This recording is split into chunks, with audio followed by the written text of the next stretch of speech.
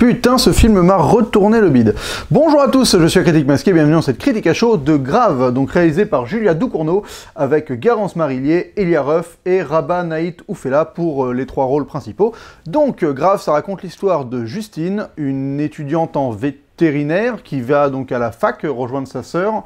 pour étudier le vétérinarisme, je sais absolument pas comment ça se prononce, comment ça se dit d'ailleurs, voilà, et qui suite à un bizutage, elle est végétarienne, suite à un bizutage, elle va être plus ou moins forcée de manger de la viande, et ça va un peu détraquer son esprit, elle va tomber dans une espèce de folie cannibalisme style, voilà, donc c'est un film gore, un campus movie, donc c'est un mélange un peu des deux. Comme vous avez pu le constater sur ma chaîne, je parle pas souvent de films d'horreur ou films gore, j'y vais assez rarement. C'est un cinéma que j'aime bien pourtant parce que c'est vraiment, c'est ce que j'appelle un film de genre parce que ça te sort de ton quotidien, tu vas voir des choses que tu n'as pas l'habitude de voir, tu vas vivre des expériences que tu n'as pas l'habitude de vivre, donc j'y vais assez rarement, mais là, il faut avouer que celui-là est vraiment excellent. J'ai eu plein de moments où j'étais horrifié, j'avais mes mains devant les yeux, je me suis senti mal, j'étais assis à côté de quelqu'un que je ne connaissais pas, mais on avait les mêmes réactions, au même moment, on était on avait du mal à regarder l'écran, et c'est exactement pour ça qu'on va voir ce genre de film. Donc là-dessus, le film fait un excellent boulot. Alors que c'est vraiment un bon film français, et ça fait plaisir d'avoir, voilà, souvent on se plaint du cinéma français qui manque de genre, qui sort que des comédies ou des policiers ou des drames ou des films d'auteur un peu dramatiques qui intéressent pas forcément grand monde. Là, on a la chance d'avoir un vrai film de genre qui a sa propre identité, qui a une vraie identité française. Je trouve que ce qui est excellent, c'est que le film est totalement imprévisible. C'est-à-dire que c'est la force de notre cinéma, le cinéma français, on a des vrais auteurs qui écrivent les films et qui les réalisent, et ça crée des films où tu peux absolument pas savoir ce qui va se passer, mais ça reste un film cohérent. Et c'est là-dessus que je trouve Grave vachement intéressant, parce que tu peux... À la fin du film, tu te dis que tout est hyper bien imbriqué, franchement, il n'y a rien qui dépasse, c'est hyper propre, bien foutu, mais pendant le film, j'étais incapable d'anticiper, j'étais toujours dans une espèce d'inconnu, et je me suis fait surprendre à plein de séquences par quelqu'un qui se réveille à un moment où je pensais pas que personne allait se réveiller, quelqu'un qui sous une couette, des choses qui se passent, j'ai constamment été surpris, et donc dans un film comme ça, c'est vraiment intéressant, parce que vu que ça joue sur... ça pourrait jouer sur plein de codes éculés, et je trouve que le cinéma américain le fait beaucoup trop récemment, et bah là non, là ça se renouvelle constamment, et donc j'ai été vraiment halté tout le long du film par ce film qui m'a beaucoup plu. Gros big up au MFX, donc le responsable des effets spéciaux maquillage s'appelle Olivier Alfonso, et il a fait un boulot de malade mental. C'est-à-dire que j'ai l'habitude de traîner sur des plateaux de tournage, j'ai déjà vécu des scènes où on faisait par exemple des opérations chirurgicales, donc j'ai vu physiquement comment les mecs des MFX faisaient pour faire de la fausse bidoche, de la fausse peau qu'on coupe avec un scalpel, du faux sang qui gicle. Donc je devrais un peu être immunisé face à ça, parce que je sais que c'est bidon. Mais honnêtement, non. J'ai été, mais j'ai pris mon topo sévère. Tout est hyper bien foutu, quoi. Franchement, il y a des moments où elle se mord le bras, mais t'as mal pour elle, tu te dis, mais putain, ça gicle du sang, enfin c'est trop bien foutu. Des jambes découpées, c'est trop... chapeau, quoi. Chapeau monsieur Olivier Alfonso, franchement vous mettez le film à un niveau qui est du gros level, parce que si t'as pas ça, si t'as pas du MFX de malade qui fait que tout ce qui est bidoche, corps, viande paraît vraiment crédible, et bah le film tient pas, et là il tient mais magistralement, quoi. Alors après il y a une très bonne utilisation de la musique dans le film. J'ai trouvé la compo vraiment géniale, elle est composée par John Williams, c'est pas le mec de Star Wars, hein, malgré le fait que ça ressemble au niveau du nom, c'est un Britannique,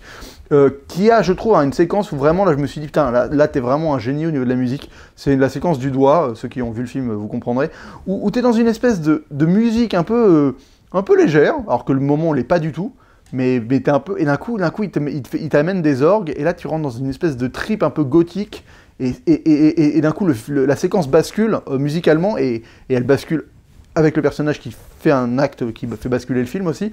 Et là, vraiment, j'ai trouvé que ce moment musical était génial. T'as des vrais moments où t'as de la musique qui est pas composée, des vrais morceaux, et c'est des vrais moments de cinéma. T'as un moment où elle arrive dans une fête, où t'as un plan séquence avec une musique que je connais, que j'avais déjà entendue dans un autre court-métrage,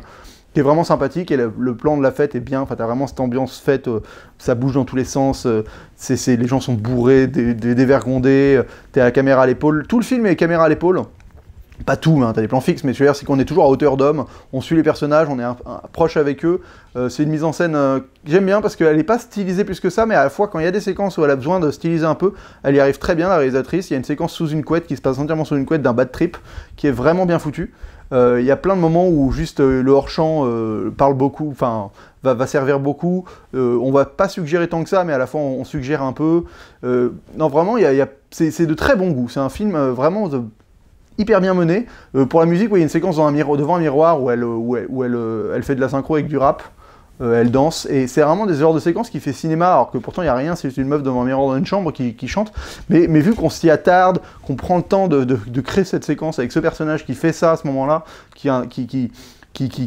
ça initie un changement dans sa personnalité, ça fait des séquences de cinéma, quoi. Et je trouve ça bien que, voilà, ça fait un film qui a pas beaucoup de moyens, mais qui arrive à faire un vrai film de cinoche. Donc ça, je dis chapeau. Il y a une atmosphère qui est vraiment intéressante, c'est entre le campus movie, parce que ça se passe dans une fac, sur un campus de fac de vétérinaire, mais c'est campus un peu crasseux quand même, aussi bien dans les enfin, c'est pas l'américaine, quoi. C'est vraiment le campus de zone un peu champêtre, française, un peu les bâtiments détériorés des années 70. Les gens sont en blouse, mais vu qu'ils sont pris du sang,